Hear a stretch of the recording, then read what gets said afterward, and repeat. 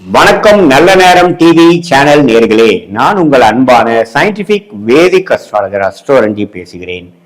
நல்லது நினைப்போம், நல்லதே நடக்கும். இந்த வீடியோவில் நம்ம என்ன பார்க்க போறோம்னா, மீனராசிக்காரர்களுக்கு 2026 எத்தகைய ஒரு ஆண்டாக இருக்க போகிறது. சயின்டிபிக் வேதிக் அஸ்ட்ராலஜி முறையில் எந்த விதத்தையும் மிகைப்படுத்தாமல் உள்ளது உள்ளவாறு நம்ம பார்க்க போறோம்.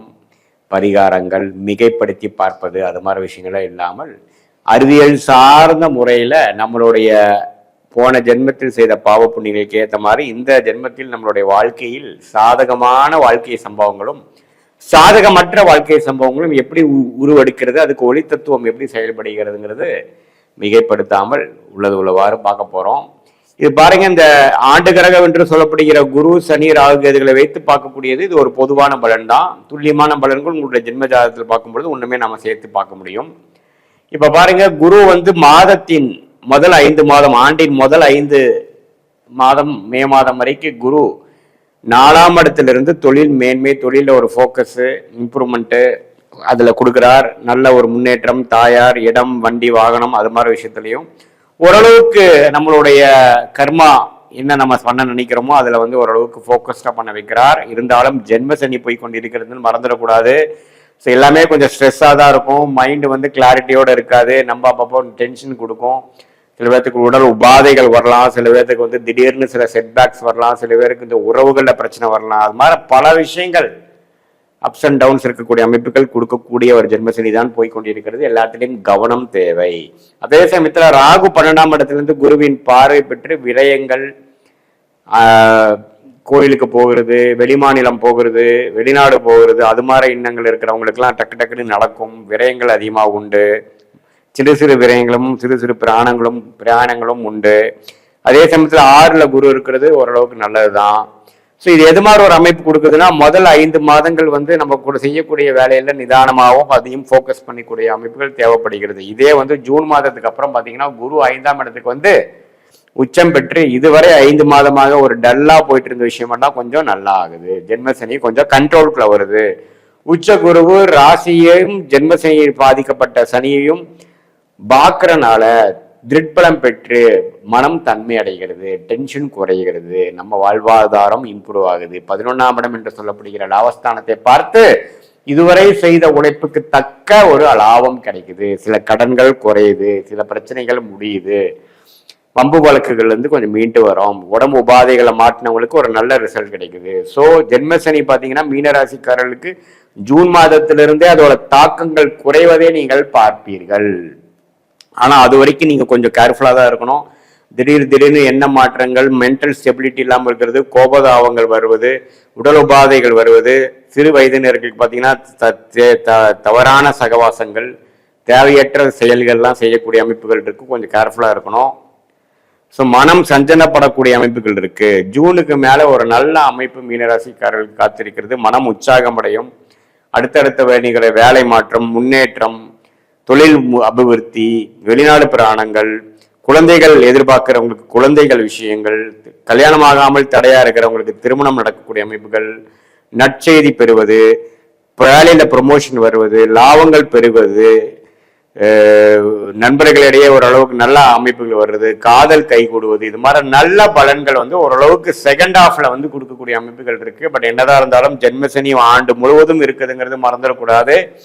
அதனால எந்த ஒரு முக்கியமான விஷயங்களும் எடுத்தமா கமத்தமானு செய்யாமல் கொஞ்சம் பொறுமையாகவும் கவனமாகவும் கண்டிப்பாக மீனராசிக்காரர்கள் செய்ய வேண்டும். எல்லா வயதினரும் மனதை கட்டுக்குள் வைத்து கொண்டு வேணும், கண்ட்ரோலாக வச்சுக்கணும், செலவுகளை பார்த்து செய்யணும், உடல் உபாதைகளை வராம பார்த்துக்கணும், மன சோர்வுலேருந்து நீங்கி வரணும். நம்ம யாரோட பழகிறோம், புதுசா யாரோ உங்களோட நட்பு பாராட்டுறதுக்கு மாதிரி வந்தாங்கன்னா அவங்க யாரு என்னன்னு பேக்ரவுண்ட் தெரிஞ்சுதான் உங்களுடைய சீக்ரெட்டான விஷயங்கள், பர்சனலான விஷயங்கள் பேசணும்.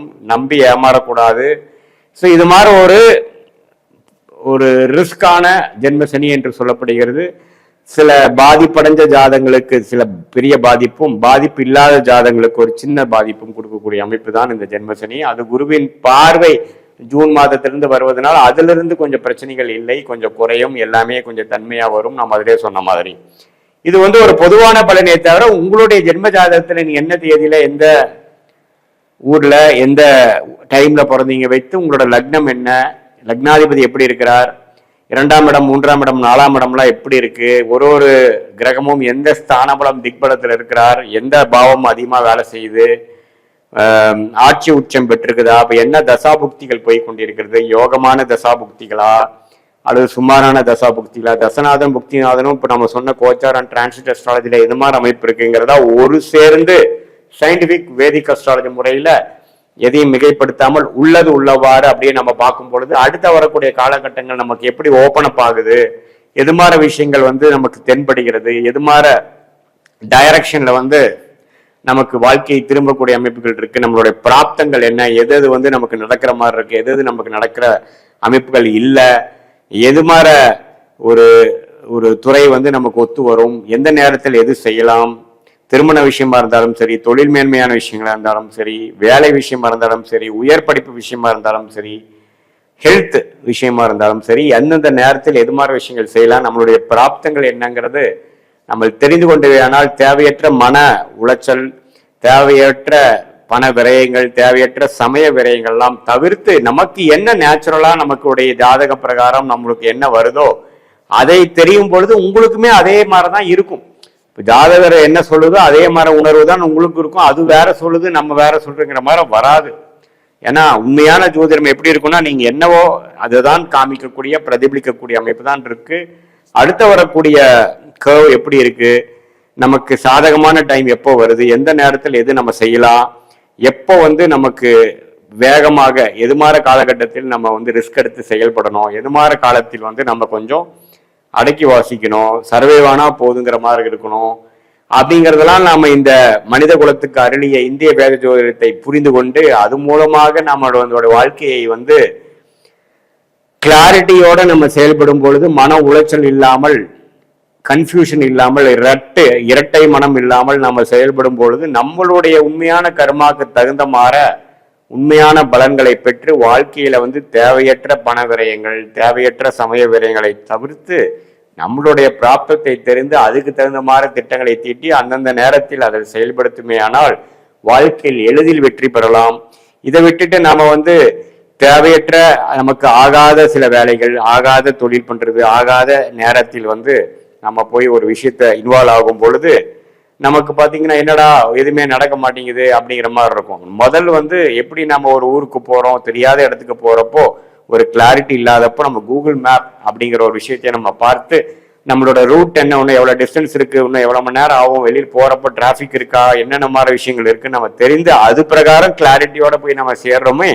அதே போல எந்த நேரத்தில் வாழ்க்கையில எந்த ஸ்டேஜ்ல உங்களுக்கு சில விஷயங்கள் புரியல, என்ன பண்றதுன்னு தெரியல, கிளாரிட்டி எப்போ கொஞ்சம் மிஸ் ஆகுற நேரத்துல உண்மையான ஜோதிடரை பார்த்து சயின்டிபிக் வேடிக்கை அடிப்படையில் எந்த விதத்திலையும் மூட நம்பிக்கை போகாமல் உள்ளது உள்ளவாறு உங்களுடைய பிராப்தத்தை தெரிந்து கொண்டு அதுக்கு தகுந்த மாதிரி வாழ்க்கையில செயல் திட்டங்களை செலுத்துவே ஆனால் கண்டிப்பா வாழ்க்கையில் எளிதில் வெற்றி பெற முடியும் என்று சொல்ல விரும்புகிறேன். மீண்டும் மற்றொரு காணொளியில் சந்திப்போம். நன்றி, வணக்கம்.